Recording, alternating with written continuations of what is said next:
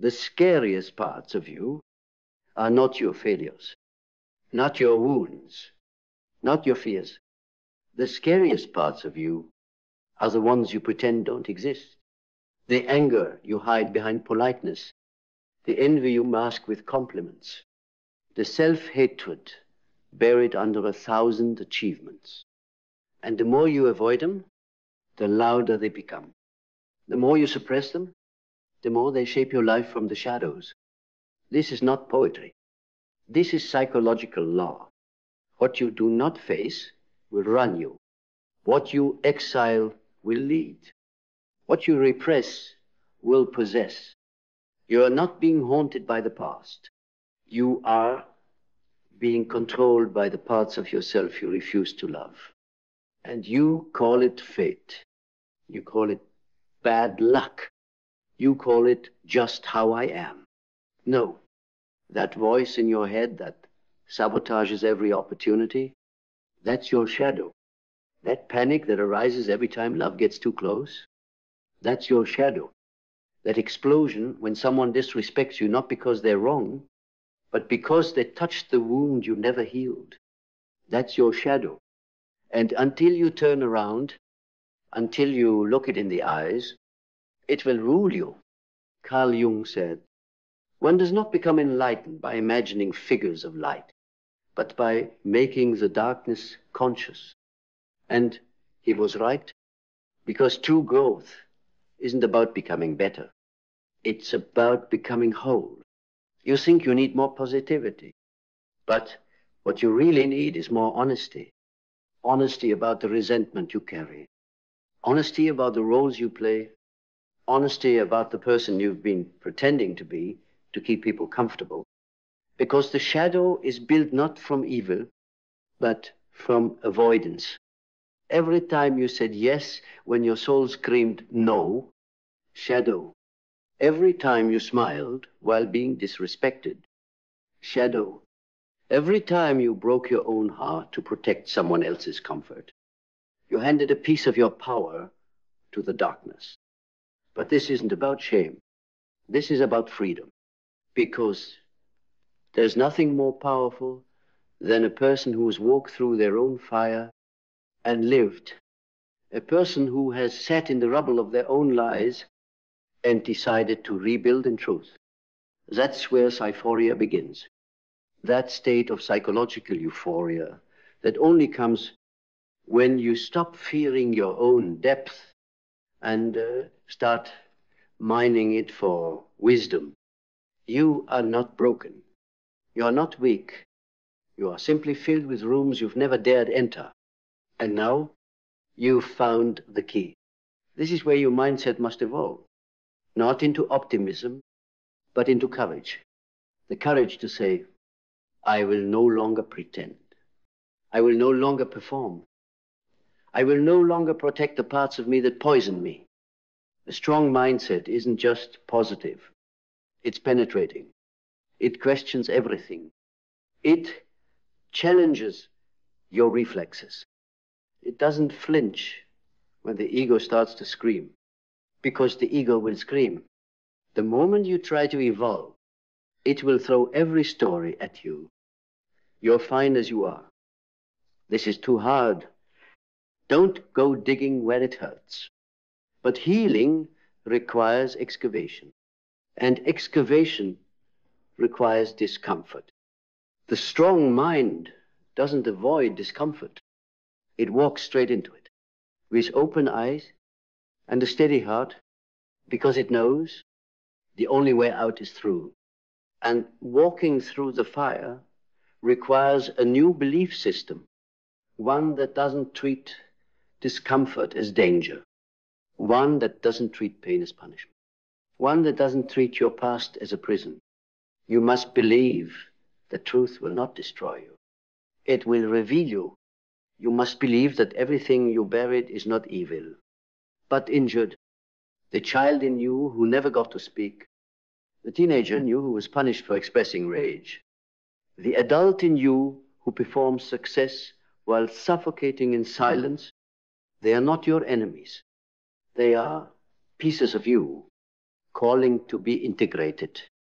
And you cannot transcend what you won't acknowledge. You cannot master what you refuse to meet. You must believe that what's inside you is not too much, not too dark, not too broken. It's just unloved. And when you finally choose to see it, to speak to it, to hold it without judgment, you stop being a slave to the shadow. You become its witness. And the moment you witness your shadow, you begin to reclaim your power. From that witnessing comes clarity. Clarity that isn't pleasant at first. It hurts, it stings, it reveals the masks you thought were your face. It shows you where you were living a life based on survival, not authenticity. You see the relationships that were built on trauma bonding. You see the goals that were built on ego inflation. You see the behaviors that were never yours, just inherited adaptations, and you grieve. You grieve the time you lost. You grieve the peace you postponed. You grieve the identity that wasn't built by you, but for you. But clarity gives you back your sight. And once you see clearly, you can choose intentionally, not out of fear, not out of shame, but out of sovereignty. That's when life begins to reshape. Not because the world changed, but because you did. And with that reshaping comes vision. But this time, it's not fantasy. It's not a projection of your insecurity. It's a vision born of wholeness. A vision anchored in reality, not reaction. A vision that doesn't beg to be seen, but commands silence when it speaks. Because now, you're no longer building a life to outrun your shadow. You're building a life with it. You bring your wounds to the table. You bring your darkness into the light. And you stop hiding from the parts of you that were born for depth. Your vision becomes expansive, not because you've escaped your pain, but because you've transformed it into purpose. This isn't the life they told you to build. This is the life only you could build. A life rooted in truth. A life free from pretending. A life strong enough to carry the entire you, not just the polished version. And that kind of vision terrifies people still addicted to illusion. But that's not your concern anymore. You're not here to be palatable. You're here to be real. Good. Because when vision becomes real, when it's no longer about escape, but embodiment, you finally arrive at what most people spend their lives avoiding. Purpose, not the purpose they package for you, not the one found in resumes, roles, or titles, but the soul contract kind, the kind that emerges only after the masks fall, after the lies burn, after the shadow is invited in and offered a seat at your table instead of a lock and key. This purpose doesn't always shout. Sometimes it arrives in whispers, a persistent pull, a sacred ache, a knowing that says, this is the work only you can do, because only you've walked the path required to carry it. Your shadow wasn't a curse, it was your initiation. Everything you thought disqualified you, your grief, your shame, your rage, your fear, that was the tuition for your awakening.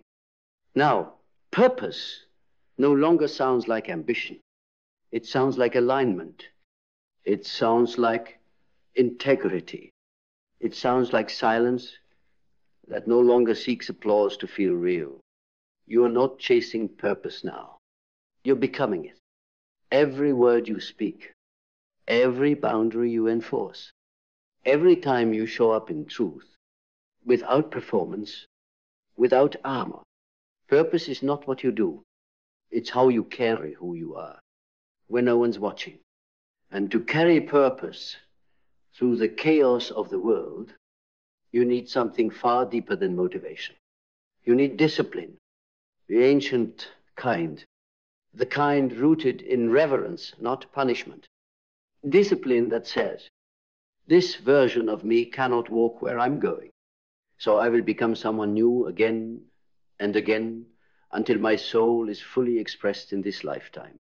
Discipline is holy.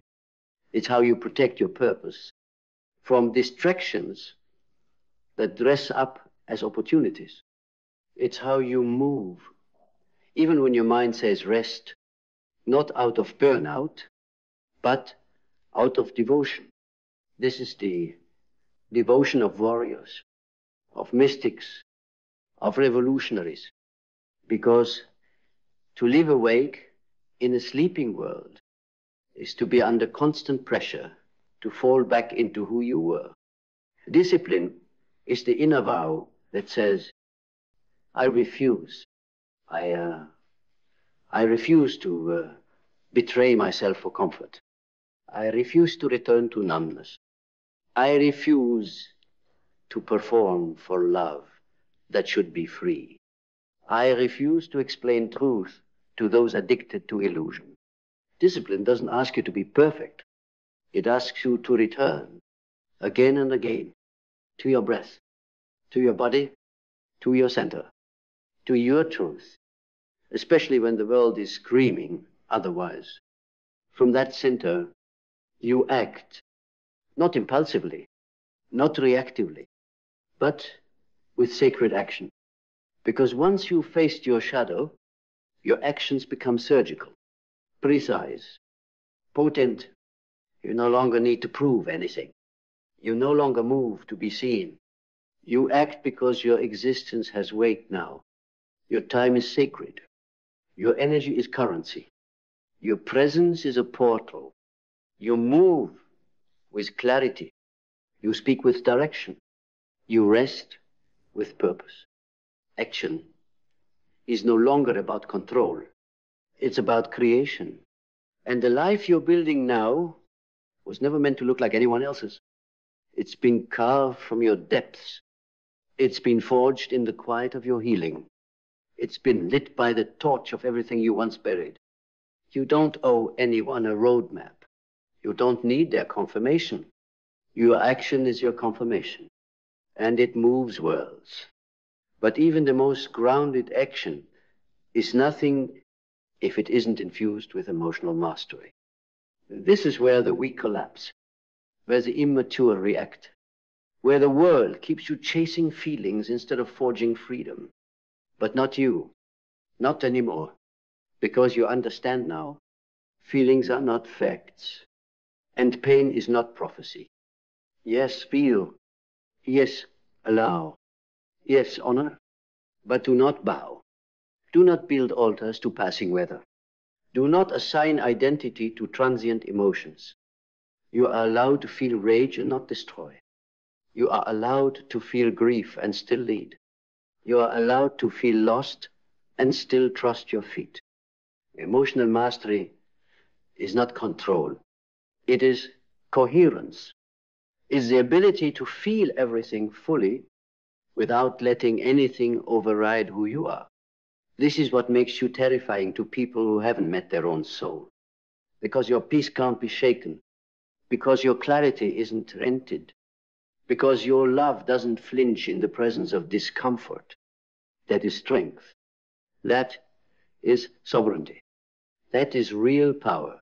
And when the emotions settle, when the chaos clears, you enter the most sacred phase of all, integration.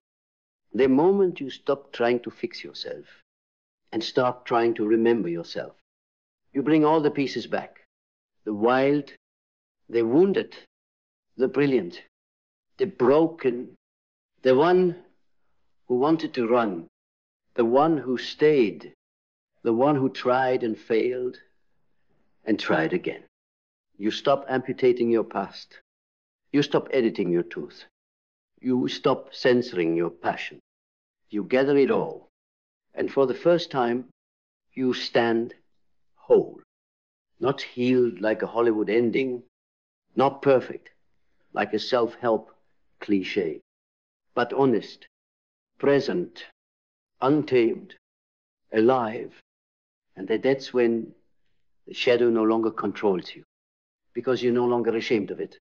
You've given it a name, you've given it a voice, you've given it love. And in return, it gives you your power back. Good. Because once you've integrated the shadow, once you've stopped fighting yourself and started walking with yourself, you don't just change, you become unshakable. This is resilience not as the world defines it, but as your soul embodies it. Resilience is not being untouched by life. It's being transformed by it without being owned by it. It's crying without collapsing. It's bleeding without blaming. It's standing in the storm and saying, I've already been to hell, and I came back with light. Resilience is when betrayal no longer turns to bitterness, when failure no longer becomes identity, when pain becomes information, not identity. You've become immune to destruction because you no longer resist your own becoming. They can take everything from you: title, praise, money, applause, but they can't take what you've built in the dark. They can't take the strength forged in silence. They can't take the self you've met in the fire, because that self that through you is no longer a theory. It's no longer a possibility. It's a ground beneath your feet.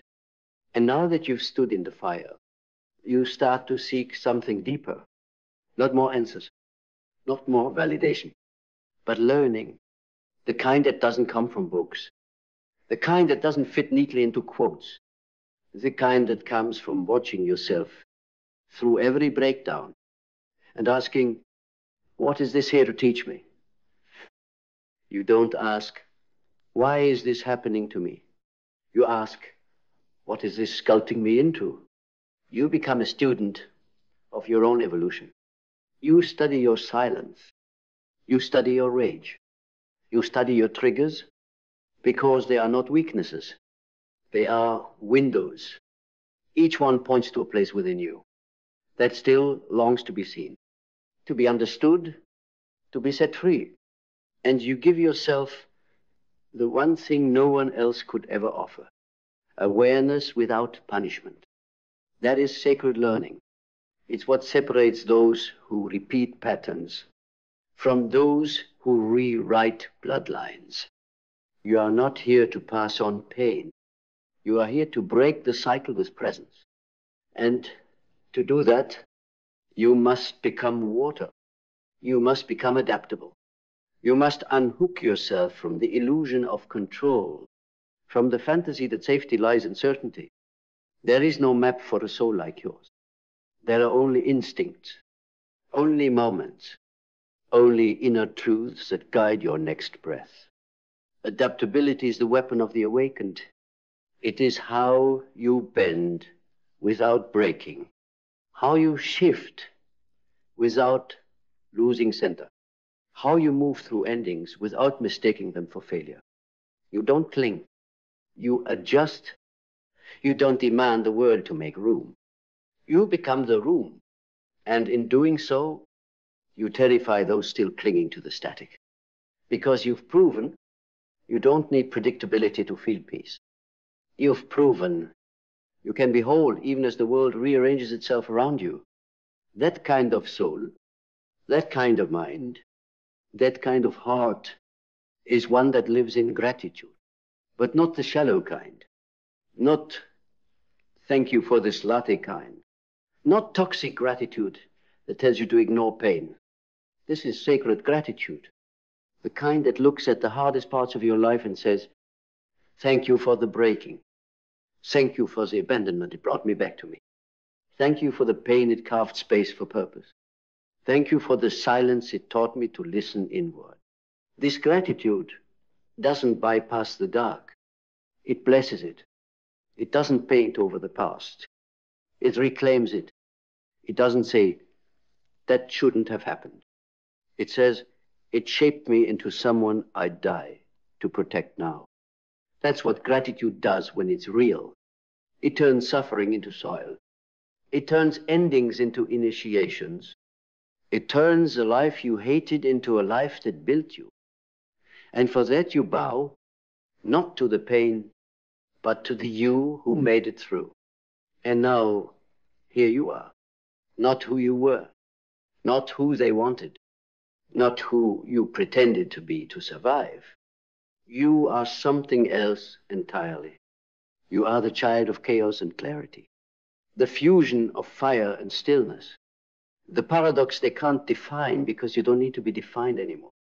You faced your shadow. You've seen what it can do when left unseen, and what it becomes when loved. You've turned pain into power, silence into strength, wounds into wisdom, and now you are free. Not because the world changed, but because you no longer needed to. You are free because you remembered who you are and chose that self over safety. Again and again and again, you are no longer at war with yourself. And that is the most terrifying kind of peace, because nothing owns you now. Not shame, not guilt, not expectation, not fear. You walk clean. You walk whole. You walk with the shadow behind you, not dragging you, but moving with you, integrated, respected, balanced. And anyone who looks in your eyes now knows they are not just seeing a person. They are witnessing a soul that has come home. And no illusion can survive in the presence of someone who has made peace with all that they are. Your shadow will control you until you face it. Know that you have nothing can control you again, ever.